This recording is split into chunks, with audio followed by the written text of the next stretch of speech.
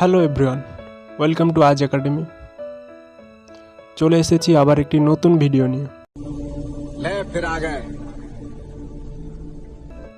আজকের ভিডিওটি WBJEE এর রেজাল্ট সংক্রান্ত, তাই দেরি না করে চলো ভিডিওটি শুরু করা যাক।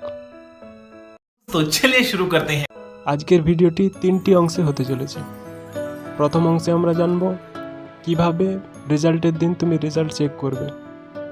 তারপরের অংশে আমরা জানব রেজাল্ট আসতে এত দেরি হচ্ছে কেন। তারপরে আমরা জানব কবে রেজাল্ট আসবে। তো প্রথমেই আমরা জানব কিভাবে রেজাল্ট চেক করবে।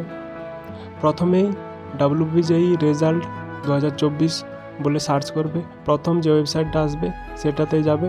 তারপর নিজের application number, date of birth আর ক্যাপটা দিলেই দেখতে পাবে। আর যদি তুমি সেটা না পারো তাহলে আমাদের ডেসক্রিপশনে লিংক দেওয়া আছে, সেখান থেকে দেখতে পারো। এরপর জানবো কেন এত দেরি হচ্ছে। এর প্রধানত দুটো কারণ দিতে পারি আমরা। একটা যে ভোট আছে, ভোটের জন্য দেরি হচ্ছে।